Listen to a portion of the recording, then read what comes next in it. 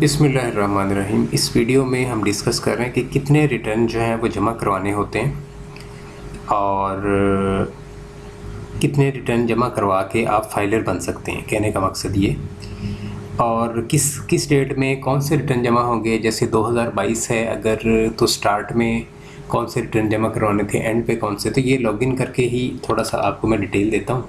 ये मेरे एक रिलेटिव हैं, ये मैं इनका लॉगिन करता हूँ। तो इनका ये देखिए, ये कंप्लीटेड टास्क में इनके रिटर्न जमा हुए हैं।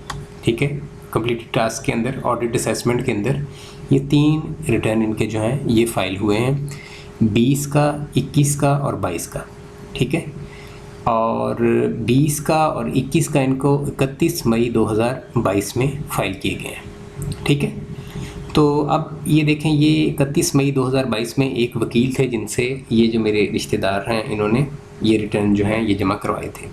तो वकील साहब ने इनके एसेट वगैरह मुझे दिखाए थे, इस वजह से मुझे बड़ी अच्छी तरह याद है ये सारा इनकी स्टोरी जो है।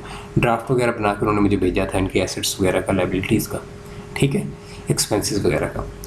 तो ये 31 मई 2022 में जब ये रिटर्न जमा करवा रहे थे, तो उस शाम में फिर वकील साहब ने 1000 रुपये इनकी पेमेंट की इन 2 रिटर्न्स की, 20 का और 21 का।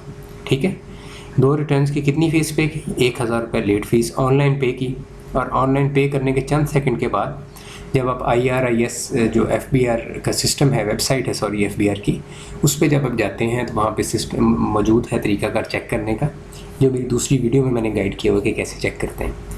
तो वहाँ से जब आप ऑनलाइन अपना चेक करते हैं तो ID कार्ड का नंबर वगैरह डाल के तो आ जाता है कि जी आप फाइलर बन गए। यानी कि जैसे ही आप 1000 रुपया 2 रिटर्न पिछले जमा करवाए, 20 का और 21 का, और 1000 रुपये लेट फ़ीस जमा करवाई, और फ़ीस जमा करवाने के 5 सेकंड 10 सेकंड के बाद अपडेट हो गया फ़ौरन से, क्योंकि ऑनलाइन फ़ीस पे की थी।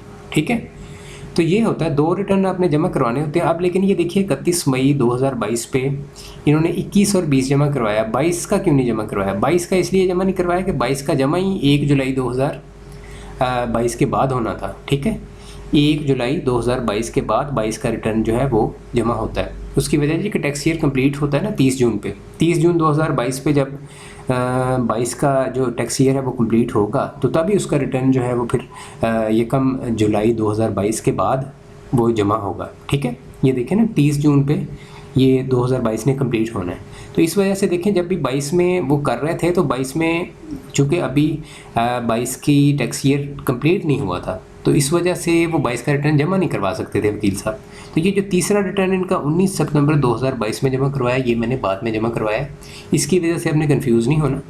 ठीक है, ये तीसरे रिटर्न की वजह से। लेकिन बात करने का मकसद ये है कि ये 20 और 21 का रिटर्न इन्होंने 31 मई 2022 में जमा करवा के ये फाइलर बन गए थे।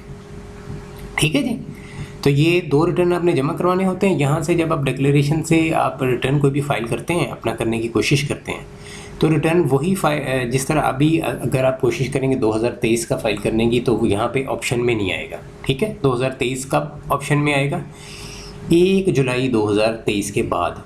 ठीक है, 1 जुलाई 2023 के बाद 2023 जो है वो ऑप्शन में आएगा। अदरवाइज़ आप वो ईयर जो है वो ऑप्शन में आता ही नहीं है पहले उससे। ठीक है, जब टैक्स ईयर कंप्लीट होता है उसके बाद वो ऑप्शन में आता है फौरी से, यानी 30 जून पे टैक्स ईयर कंप्लीट होता है और 1 जुलाई पे आपको ऑप्शन दे दी जाती है कि आप जमा करवा सकते हैं रिटर्न। तो इस वजह से देखें, ये अब 31 मई पे चूँकि 2022 का रिटर्न जमा ही नहीं हो सकता था, तो इस वजह से इन्होंने 21 का और 20 का जमा करवाया है। ठीक है, क्योंकि 22 का पॉसिबल नहीं था, इस वजह से वकील ये डेफिनेटली वकला हज़रात जो जमा करवाते हैं टैक्स का, उनको सब पता होता है ये चीज़ें। तो यहाँ आपको बताने का मकसद ये है कि जिस तरह मेरी एक वीडियो है उसके ऊपर कमेंट आया हुआ था, तो वो काफ़ी परेशान थे कि मैं कौन से 2 रिटर्न जमा करवाऊँ। तो आप 3 रिटर्न भी जमा करवा सकते हैं। मैंने खुद टैक्स ऑफिस विज़िट किया था, तो वो मुझे कह रहे थे कि आप 5 रिटर्न एक कस्टमर के जो है जमा करवाएं, क्योंकि उनको फ़ाइन हुआ था।